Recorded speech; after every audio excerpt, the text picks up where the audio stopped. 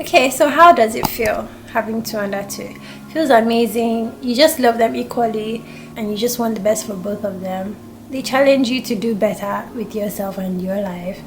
And as a parent, it gets better as they grow, honestly. My husband is really supportive. He has been there for everything. He's very hands-on. I'm so thankful that he's here. I'm thankful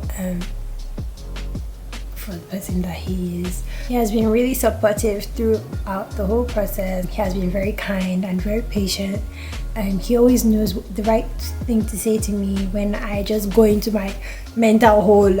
He just always knows how to bring me out of that. He's very caring and he calms everything down.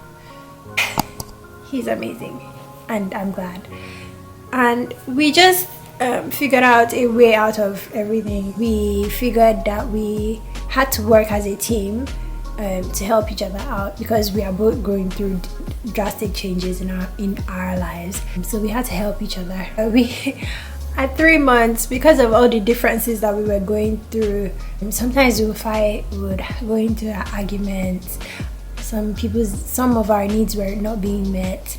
We always try to bring ourselves to a place of understanding. Postpartum depression started for me at 3 months because it was just a constant cycle. There was no end. It was just routine after routine, the same thing every day. I felt like I was pouring out to everyone and nothing was being poured back into me.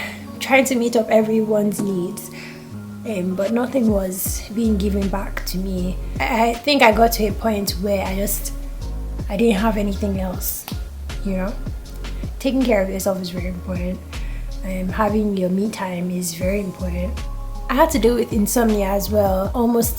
I almost lost my mind, literally. I went to the doctor and they told me that I would have to go on, it's either I go on medication or I go to therapy. And one thing in this place, once you go to therapy, next thing they will ask you is, have you tried to commit suicide or have you been thinking of committing suicide? And I would not lie, at that point in my life, it was a thought. So one thing about therapy, once they ask you that question and you say yes, they're taking you to the ward straight up. And I'm not ready. I was not ready to be detained inside a mental home. I had so much anxiety and I was extremely lonely. It's funny now, but it was not funny then. Mental health is very important. They put me on meds, but I refuse to take them. I mean, this America, any small thing, drugs, no matter what age you are, they put you on drugs. All the superstars that you see, during these superstars that you see, most of the reports that you get, how they died, is through a drug overdose. They can get so overwhelmed with their life, they're just like, I can't take this anymore, just carry the pills. I did not want to turn to somebody that was fully dependent on drugs. Sometimes they can even look at you and be like, you're so happy, you're so calm, you're so peaceful. What drug are you on? Or what's your medication? You need to hook me up on that. Like, they look forward to taking drugs in this country like crazy. I'm an African and we don't really depend. We like traditional things. We hardly depend on drugs. That's how I was growing up and that's how I was brought up. And I prefer it that way.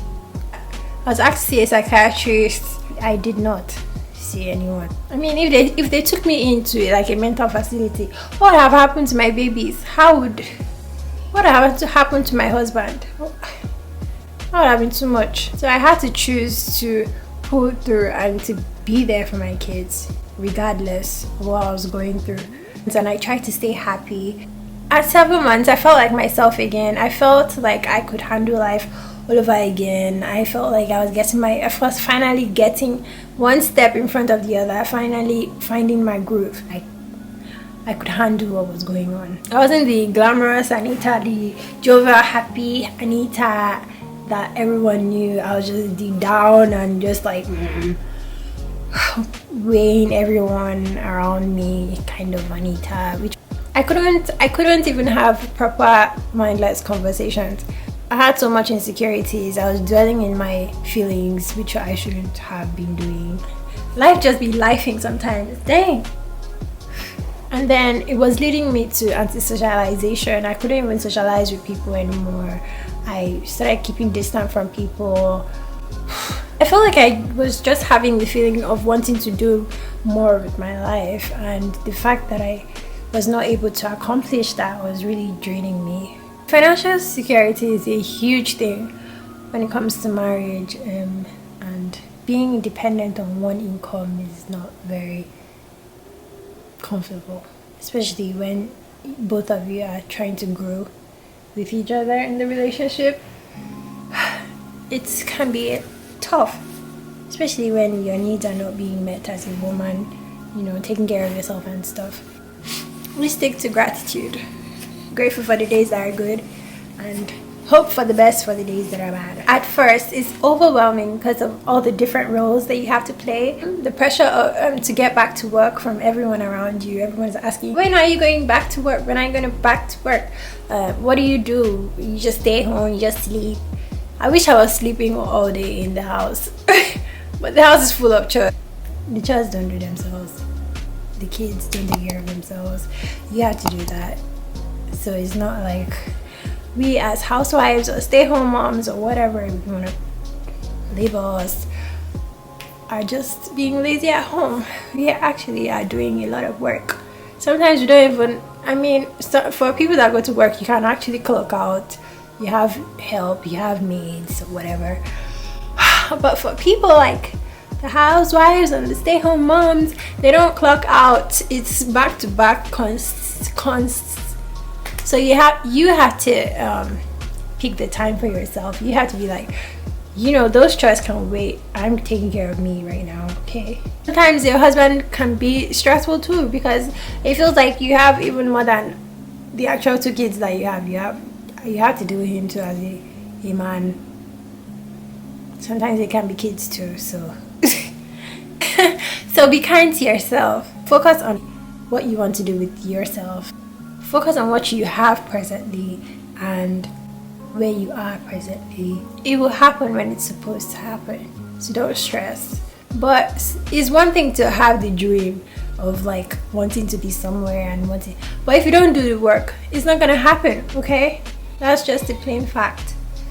So you have to do the work that is going to lead you to the dream that you want for yourself. Enjoy the baby moments. As they grow older, they get more independent, it gets a little bit easier, and you feel like you can breathe again and you can get back in control again. You got this. Do the work, because transformation doesn't happen overnight. Go to school, get that degree, girl. Take that course, get that certificate, get that job. But don't stress yourself, honestly. Just be easy on yourself. You just had a baby. Take it easy, please. Do the work and build up yourself. So that's the fight. The work does not finish. The work never ends. It's a round clock cycle. It just keeps going on and on. So I advise you to take some days off and let's just choose to rest on that day, okay? And if you can afford help, please get help. If you can afford cleaning service, get cleaning service or any kind of help. And if you can't afford it, let the mess happen. Don't be too hard on yourself and stop over expecting anything for yourself, because just go with the flow. Go with the flow. You know what? Take time for yourself. Paint your nails, straighten your hair, look nice, do some makeup, take yourself out. I don't know why people find it so difficult to take themselves out. I like my own company sometimes. Take yourself out. Leave the house. Because that always helps. That always helps to release your mind. Me time is extremely important, because when mom is healthy, she's able to take care of everyone else. But if she's unhealthy, she can't really do anything. She can't really take care of everyone around her. I'm still working on myself, and I'm still praying to God to be able to focus on what I need to do to like get that transformation and get that glow up back and get myself back on track. I remember there was one point in my life during this whole experience where I started feeling bad for wanting more out of my life, because people were now making me feel bad and telling me like, hey, you should be really lucky, you should count yourself really lucky, because do you know how many people are killing themselves to have kids? Yes, I know how difficult that might be for some people, but it's not a bad thing to want more out of your life, you know? So just choose to acknowledge your feelings, feel the feelings, but don't dwell on them. Some people would say, you're so lucky, all you have to do is just stay home and take care of your kids. I mean, even though I'm not working, I still feel like I'm working, because it's just that I'm not on the clock, okay? I'm still here taking care of these kids 24/7. It's just that I don't get paid for it. Some people get paid for it, which is like daycare. I don't get paid for this, and I chose to have these kids, so I'm doing what is required of me to be doing. But at the same time, it's not a bad thing for me to need a break. It's a whole new chapter in your life that you have to figure out, that I have to figure out. Okay, so that was long. Okay, these are the tips, and these are what worked for me. They might not necessarily work for you, or they might. Just take your time, go with the flow, and you'll figure it out. I also bought a plant. I don't even know if I think that helped with my mental health in a way, because it has to do with oxygen and just caring for something else other than my family. I have no green fingers, so you can best believe that plant died within like 3 weeks. I tried my best to like nurture that plant. No, it lasted for like a month, and then after that month it was just like, sayonara, I'm done here. But it was fun. It was nice taking care of a plant, you know. It's not easy, but it gets easier, and it's not forever. It's so worth it. So I have some links down in the description box below on links that helped me, the baby center app and the mom project. Tips: don't think about it. Once you start thinking about it, that's when you get overwhelmed. Try not to think about anything, because all you do is wear yourself out. If you start thinking about it, you get so tired before you even start. Just do it. Just trust the process and be mindful of your thoughts and what you're saying about your life. Speak life into your life. Get out of the house. Go out alone, even if it's just to go and get groceries. Try not to lose yourself in the process. Take care of you too. Go to the library. The fun thing about the library is that they provide different programs, fun programs for your kids from whatever age they are, and it's free, and it's a way to interact with other moms too and make friends, and it's just a very fun activity that you can do with your kids. They offer classes for kids, so if you're so bored and you don't know what to do with your kids anymore, you can go to the library with your kids. They offer classes for kids. So my kid is 2 years old, so we'll be going for this program this Friday, January programs. Yeah, they said ages 0 to 2 years, for ages 3 to 5 as well. So many other stuff they provide. I'm glad they offer something like this, and I'm actually really thankful. They offer tons of museum passes and park passes. That's another fun activity to do with the family. Daycare. If you can afford it, get daycare, because it helps a whole lot. The cost of daycare, my goodness, like, can we talk about that? It's like paying rent twice. It's crazy. But you gotta do what you have to do for your health, okay? If you can afford it. You can even subscribe to an online learning center for your toddler. Websites like ABC Mouse, they offer learning programs for kids from 2 and up. So it's another thing we just started. Take walks. New environment helps. Just taking a walk alone is helpful. Sleep well. Enjoy your sleep, because it really is a gift. Eat well. Toddlers thrive on routines, so set up a routine for your toddler. I use the cry it out method for my toddler. So I just put her in her crib, turn on the sound machine. This one comes with a night light, so she's already used to it. She already knows what happens next, which is great. Let them cry. If they have to cry, let them cry. Just make sure they are breathing and they are not covered and their nose is not covered. So use your baby monitor. You don't always have to be around kids all the time. Just make sure you're watching them on that baby monitor, because toddlers can get overly excited sometimes, so it's best to watch them all the time.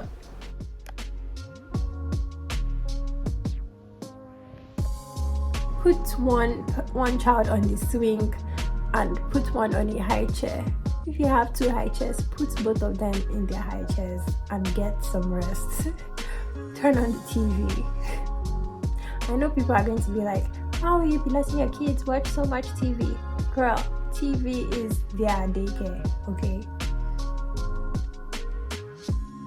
Let it be a routine for their sleeping time, their feeding time, daily routine. It will make your life so much easier. These are some of the creams that has helped me so far with these kids.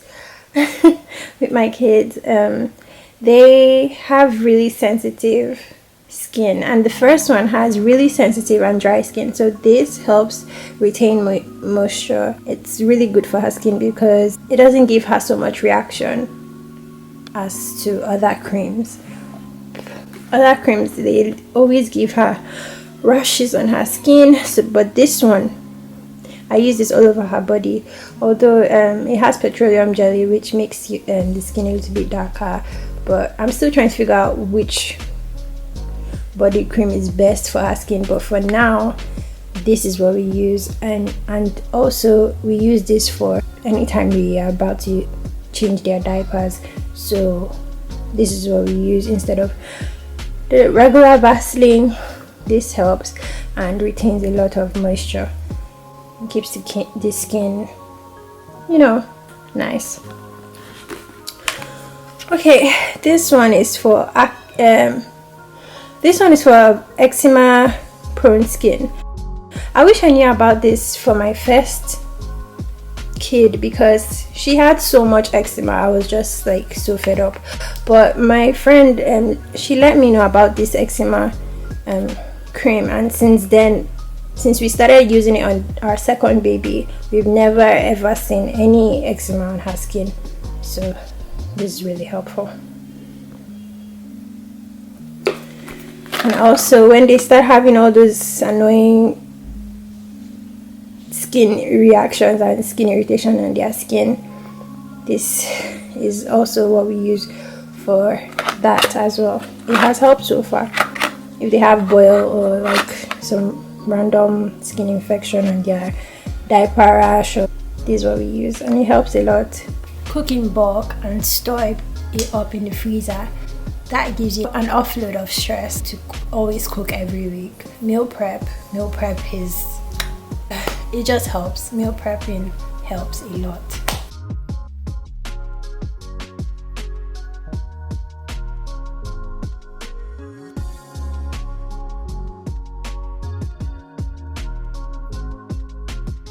Be organized as much as you can. Shower. Hygiene is key, guys. Please take care of yourself. Don't let yourself go. Don't lose yourself. Hygiene is huge for good health and all around. Outsource your work. Oh my goodness, outsourcing your work. You don't have to do everything. You don't have to be super woman mom. Split chores. Teamwork is the dream work, literally. Division of labor helps. Rotate your chores with your spouse.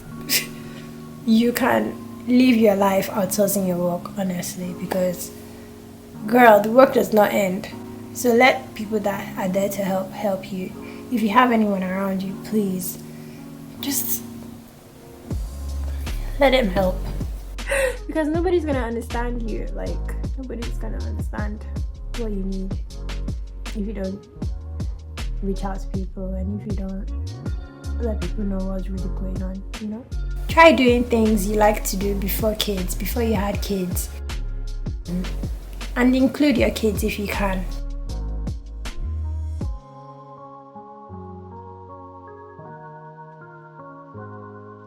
Or you can do it on your own. Do your hobbies, whether it's cooking, dancing, playing Sims. I play Sims 4. It takes me to I can play Sims 4 for like the whole day. Just do your hobbies and enjoy your hobbies. Have an emergency fund. At least that will give you some kind of security. Just knowing that you have that money saved somewhere can give you a little bit of peace of mind. Save for your kids by yourself, not through your husband. It's always wise to save yourself for your kids than to let your husband do all the saving, because there are some times that we can't control everything happening in our lives, and the next thing, all the money you saved is gone. So better to save yourself for your kids. Watch your posture. Variation of the bowl posture, and there's a couple different over our phone, any of those things. Carrying a baby around on one hip, many different things can affect our posture. Alright, so now find a halfway point in between those two. And what I want you to do is bring your... I've noticed that we slouch so much because we're trying to carry all these kids, lifting them up, bending down. So be aware of that and just try to fix that if you can, because you might end like me now. I'm starting to develop a hunchback that I never had before. I'm starting to look like those Notre Dame cartoon characters. So I need to work on that, and I need to take my exercise very seriously. It's not easy, but you have to. It's dedication that helps. You don't need to buy two of everything. Okay, laugh at everything. Have good humor. Put God first. Be strong. Let the kids be independent as much as they can. Let them feed themselves. That's how they learn how to be independent. Let them mess everywhere around with their food. That's how they learn.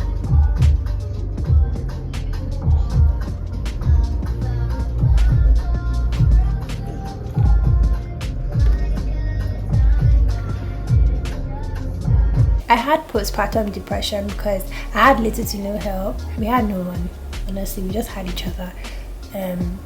So I was just overwhelmed by everything. Financial insecurity, moving here. It was so different from being on a vacation. It's a whole process.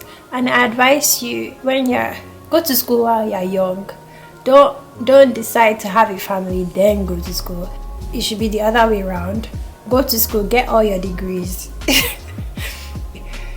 Get all your certificates, your degrees, all the things that you have to do. Then you can say, okay, let's get married and let's have kids. Or if you are married, newlywed, don't have kids before going to school. Go to school first, then have kids. When you have gotten yourself stable, you've gotten that job you've always dreamed about having, or that career you've always dreamed of having, and then you can say, okay, let's have kids. Don't be like me that I'm just like, oh my god, this is a lot. But yeah, I would say I was like that. I was down like that because I felt like I was losing my identity, and yeah, I felt like I was losing myself. I was doing things out of my comfort zone. I was just so tired and so done with everything. Don't get me wrong, I love it here. I love all the opportunities and possibilities that have been open to my life just moving here. Happy to be here, honestly. Just little things like light, electricity, water, food. So easy here, and I'm thankful for that. That's a blessing. Being here has taught me so much, and it has made me stronger. It has made me grow up by force. Now I can be someone of value for myself, but not just for myself, but for other people, giving me my family, and for that I'm very thankful. Don't get me wrong, the people here are literally angels. They are so kind and so welcoming and open to you. They are so helpful. We have so much friends, but they have their own stuff they are dealing with in their lives. they can only do so much, you know. Busy lifestyle, this whole country doesn't really give anyone time to, you know, be there. And I'm thankful for each one and every one of them. It was funny because I felt so alone, but then my family was, my immediate family were right there. My husband was here, my kids are here, but I was still feeling alone for some reason. I don't even. So if you have the chance to travel, please do. If you have the chance to travel to where a relative is, or if you have the opportunity to move in with a relative for the time being, please do. It helps a whole lot. So, well, I kept praying to God, and He taught me how to handle my emotions. I had to believe that it gets better. I had to be appreciative of what I do have and stop focusing on what I do not have. What I don't have will come when it's time. I had to stay positive and be kind to myself and my family, because I didn't want to put any of what I was going through on them. It's a process and I'm loving every bit of it. You know what? The movie From Scratch on Netflix is just absolutely so relatable to what I was going through, or what I am still going through, but like I've been able to overcome that.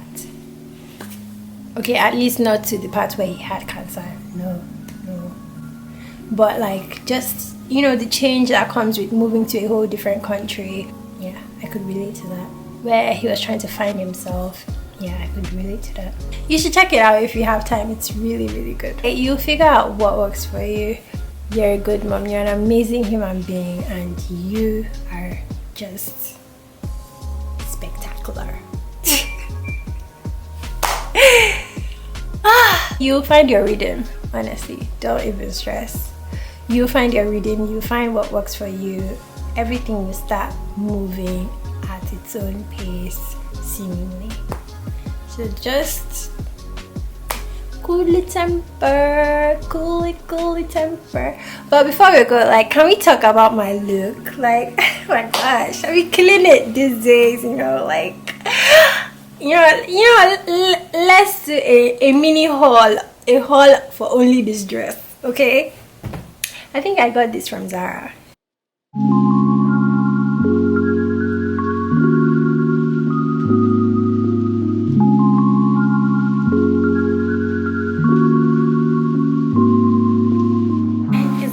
It's giving what it's supposed to be giving.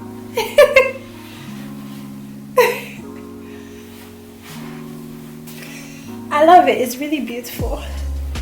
I mean, this purse is like, but it's beautiful. It's a beautiful, classy dress. And like, check out my hair. It's not gorgeous. It's a lot of responsibility. A lot of parents worry about money when it becomes a one-income home. Your independence is your power. I got that quote from a movie, and it's so true. Your independence is your power, so don't lose your power. If you are working already, try to look for ways that you can keep that job. I'm trying to figure out a way to make money from home so I can be with my kids and still be making money at the same time. So keep me in your prayers, guys. You have to have a good support system of friends, family, if you have that. If you don't have that, but if you don't have anyone around you, then just be strong for yourself and just stay positive, stay kind to yourself, take it easy on yourself. A friend let me know that I could actually keep my used bottles in the fridge instead of washing them immediately. Knowing that I didn't have to do it every second, every minute she's done with the bottle helped a lot. Surface cleaning helps me feel like the house is a little bit cleaner. I don't sometimes over clean the house because I know it's getting messy. So I just try to clean the surface because it makes me feel a little bit cleaner. And when I can vacuum, I vacuum, you know. Take everything one step at a time. Breathe. Enjoy the funny, silly moments and take it all in. Take lots of pictures because these kids, they grow so fast. So Get all the memories that you can get. It's always fun to look back and relive those moments. Take a break from worrying about what you can't control and just enjoy it where you are. Snap out of it and stop dwelling on your thoughts. Get life insurance. When you get married, it's a whole selfless position. Now you're not thinking about yourself alone anymore. Now you're thinking about all these new people that have been acquired into your life. You're thinking of your husband, you're thinking of your kids' well-being on a daily and on a constant. But don't forget yourself. Think about yourself too. Have an abundance mindset, not a scarcity mindset. Make your bed. They can't fall from the floor. That advice helped me a whole lot, because sometimes these kids, they will be rolling and tumbling off places, roll and tumble off the couch, roll and tumble off the bed. Sometimes I just put them on the floor. I know that they are safe. When I have to do something, so I just make sure they are on the floor, on the ground. I know that they can't fall from the floor. That helped a lot. Get everything that your government provides for you, like Medicaid, WIC. That is a little bit relieving of the responsibilities of providing for your kids. So just everything they are giving out to parents, and just get it. If you can't get it, get it. Know this, you are enough. You are. You know what? Babies are messy. They are noisy, they are chaotic, but some days feel so, you just feel down. And some days you feel magical, you feel fulfilled. It's just mixed feelings and just like a roller coaster of like emotions. I think this stage where we are at now with two babies, what I was told by a friend who has older kids is that at this stage, parents are all going through a physical challenge, like the changing of diapers, the constant bending, making sure they are fed, the upkeep of the kids, making sure they are well taken care of, all their needs are met. And then when they grow up, we start facing the mental challenges, like the attitude, the question they have to ask, and just the growth. So sometimes you're just like, whatever, and you join them. You join the chaos, you join the kids. Enjoy the moment, laugh with your kids. It's the little things that really matter. Watching them laugh, making them laugh is just the best for me. Try not to get so carried away with the expectations of life. Try to enjoy the moments that your kids are still this age. Okay guys, this has been so fun. I'll see you in my next video. Bye! You don't even know how many times I had to stand up to do something for the kids since I've been doing this video.